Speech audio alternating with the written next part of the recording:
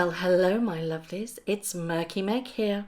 It's Tuesday the 18th of May and today I'm going to be talking about the Princess Diana statue that is to be installed to mark her 60th birthday this year. Now it was said to be that William and Harry will both be there for the unveiling, which is due to take place on the 1st of July this year in the gardens of London Palace. The statue was commissioned by Harry and William themselves in 2017 to mark the 20th anniversary of their mother's death and to recognise her positive impact. But there seems to be some issues. Obviously, since 2017, when these plans were drawn up, a lot has happened, hasn't it? And it seems that both William and Harry are in very separate places for various reasons, one of which is Harry cannot shut up and stop backstabbing his family. William, of course, remains silent on the matter, as most of the royals always do. Never explain, never complain. And Harry was expected, or at least some expected him to be in attendance on the 1st of July, even though his wife is due summer, we're told. The goalpost keeps moving, but in the Oprah interview she said the baby girl was due in summer. Well, July is summer, so it's doubtful that she will be there, but there is now questions on whether or not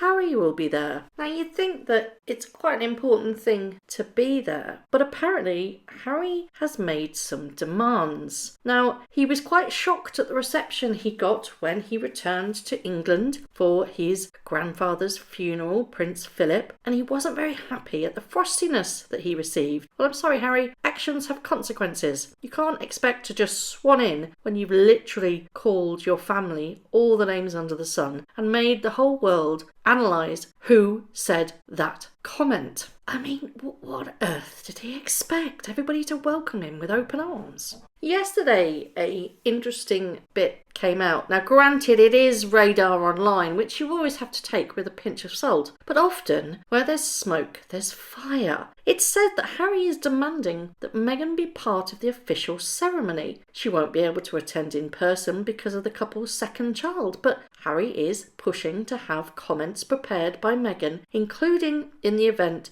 and possibly a video message featuring his wife released to the media the same day the brothers unveil the statue. I'm sorry, but that is unacceptable. Meghan never met Princess Diana. We all know she idolised Princess Diana, so we all know that she's trying to kind of muscle in on it. But this is completely, wholly unacceptable. And Radar Online says if Harry's demands are not agreed to, the family fears that Harry could do the unthinkable and refuse to attend himself. It is very possible that Harry does not return to the UK for the event, insiders add. The cold shoulder Harry received at Prince Philip's funeral is not helping. Harry was rattled not only by his family's reaction, but also by the negative media coverage he received during his short stay. Oh, woe is me, Harry. Unfortunately, as I have said so many times, you reap what you sow. What on earth did you expect to happen, sunshine? Now, that was dropped yesterday, and then today there is a very intriguing Twitter account that is a news agency affiliate in Rome, and they are connected sources around the globe, and they often have juicy little tidbits with regards to the hapless duo. And lo and behold, today they posted neither Megxit member to be in attendance at the Diana statue unveiling. Both parties plan on marking the occasion, both parties meaning Harry and Meghan, according to a very close friend of the pair. Now, it seems that if they don't attend, or if they're not allowed to attend because Meghan doesn't get her all in, then they may just do their own thing altogether and try and outshadow this very momentous occasion. That's pretty sick, to be perfectly honest. But this really shouldn't surprise you because they did exactly this thing for Remembrance Sunday. Can you remember back in November? It's a very important occasion in the Queen's diary. It's one of the most significant events of the year. All the family come together and lay wreaths at the cenotaph. Now, if you cast your mind backwards, if you haven't already seen it or if you want to go and revisit it, I have done a video on this when they completely stole the show and did their own laying of the wreath at the LA cemetery, the Veterans Cemetery. I popped a link in the top right hand corner here. But that went down like a lead balloon. And if you can remember, it was because Harry wanted his own wreath to be laid. But that's not what happens. It's not protocol. You have to be in the royal family workings to be a working royal member to be able to lay that wreath. Now, this could very well be the final nail in the coffin because there's been so much chatter about their titles and them really monetizing them and how on earth they can still hold on to them while still backstabbing and really trashing the royal family. It's a counter odds of what they normally preach about compassion when you go online and just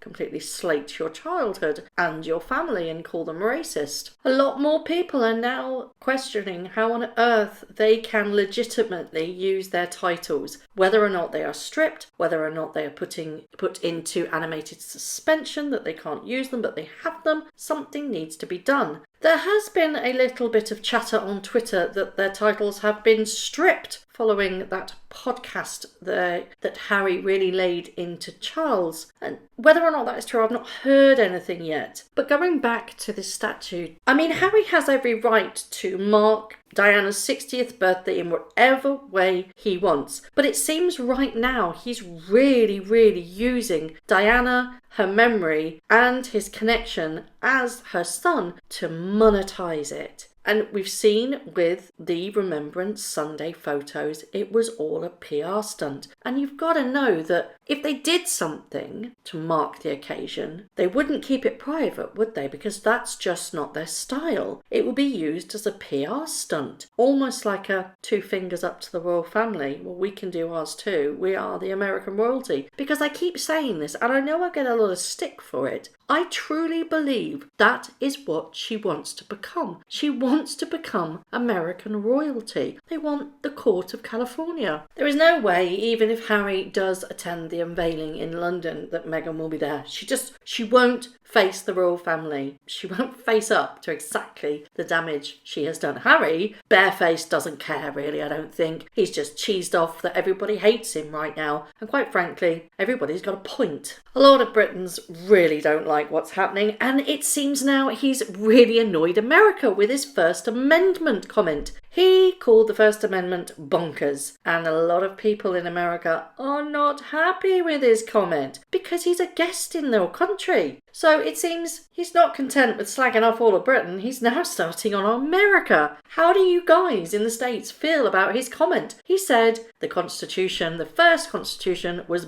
bonkers. And why? Because he was talking about how it allowed the paparazzi to take photos of his child. I'm sorry, Harry, but you can't have it both ways. You can't expect everybody else to shut up, but yet you still keep rabbiting on. As Piers Morgan in his Daily Mail article pointed out, it's all very well and good for him to say it's bonkers, but the First Amendment enabled him to slag off his own family on Oprah and the podcast without getting any heat with regards to what he said. It's called freedom of speech. If he's allowed freedom of speech, then so must we be. But calling it bonkers is a serious error, and a lot of people, a lot of powerful media people, are now gunning for him. Do you think Harry will attend? Do you think the royal family will bend and let Meghan do a video montage as part of the ceremony? Or do you think they'll say, no, enough is enough. She wasn't part of this particular episode in our family. She has no connection to Diana. It won't work. Or do you think they'll just allow it to keep the peace? It's going to be a very interesting thing to see what happens surrounding this unveiling. Do you think Harry will just go alone? Do you think he won't be there? Do you think it will just be William and Catherine, with Catherine by William's side, as it should be? And, you know, I have no problems with Meghan being by Harry's side. She won't be, because she won't face Britain. You can guarantee that, because she is terrified of being booed, which I expect she will be. The thing with Brits is that if it's a momentous occasion, much like Diana's unveiling statue,